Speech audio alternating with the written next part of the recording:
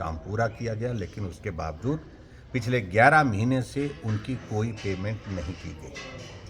हिमाचल प्रदेश में 10,000 से ज़्यादा कर्मचारी जो आउटसोर्स में लगे थे उनको नौकरी से निकाल दिया गया। कोविड के दौरान लगे हुए कर्मचारी जिन्होंने अपनी ज़िंदगी को संकट में डाल करके दूसरे की ज़िंदगी को बचाने के लिए काम किया, उनको पिछले 7-8 महीने से सैलरी भी नहीं दी, और सैलरी ना देने के साथ साथ में अब 30 सितंबर से उनकी सेवाएं समाप्त कर दी। 2000 तो वही है।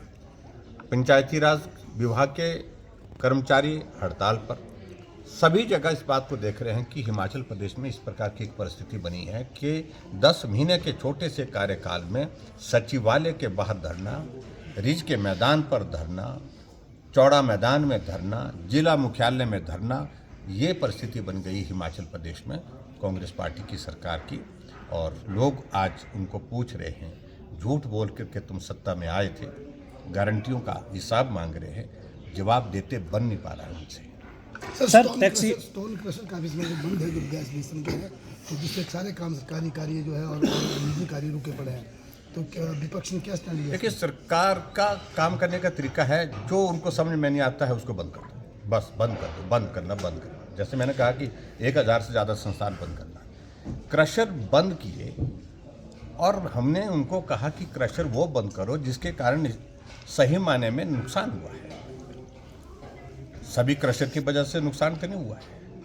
और दूसरी बात, क्रशर बंद कर दिया आपने, लेकिन सड़कों का काम, पुलों का काम, निजी घरों का मकान, एक त्रासदी हिमाचल प्रदेश ने जो झेली है, उस त्रासदी के दौरान लोगों के, हजारों लोगों के घर चले गए हैं। रेत नहीं मिल रहा है, बजरा नहीं मिल रहा है, मिल रहा तो वो 10 गुना ज़्यादा कीमत पर मिल रहा है।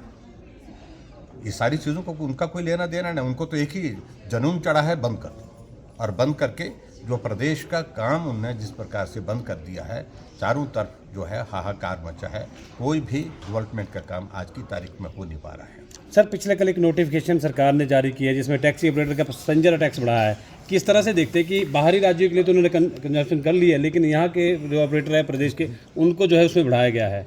तो निश्चित रूप से उनको इस बात को मानना पड़ेगा। हिमाचल प्रदेश में, हिमाचल एक पर्यटन राज्य है और अंतर्राष्ट्रीय स्तर पर हिमाचल की एक टूरिस्ट डेस्टिनेशन के नाते एक अलग पहचान है। और यही एक इंडस्ट्री रह गई थी जो हिमाचल प्रदेश में रोज़गार देती है और रोज़गार के साथ साथ में आय का जरिया भी है प्रदेश सरकार का। और पिछले दिनों से, जब से सरकार कांग्रेस की बनी है, इस टूरिज़्म इंडस्ट्री का तो सत्यानाश कर दिया। और पहले जो बाहर से आने वाली जो गाड़ियाँ थी, बसें या टैक्सी थी, तो उन पर टैक्स लगाया, उसको कम कर दिया। अब किया कम जब हम लोगों ने उस पर मांग की, तो स्वाभाविक रूप से टूरिस्ट दूसरी स्टेट में जा रहा है। जब जम्मू कश्मीर में देखिए, उत्तराखंड में देखिए, भरा पड़ा है, और हिमाचल प्रदेश में हमारे होटल खाली पड़े हुए हैं, हमारी पूरी इंडस्ट्री खाली पड़ी है। बड़ी संकट के दौर में से, एक तो बारिश के कारण जो नुकसान हुआ, उसके कारण तो हम 3-4 महीने के नुकसान में ऐसे ही पहले से हैं, और ऊपर से ये सारी चीज़ें करने से और ज़्यादा नुकसान हुआ। और जब हिमाचल की टैक्सीज का जो टैक्सीज और बढ़ाने से और ज़्यादा नुकसान होगा, ये उचित नहीं है। सभी स्टेट जो है टूरिज़्म को प्रमोट करने के लिए रिलैक्सेशन दे रहे हैं, और हिमाचल प्रदेश सरकार उसी इंडस्ट्री को तबाह करने पर तुली है टैक्सीज लगा। लोकसभा चुनाव बिल्कुल नज़दीक है।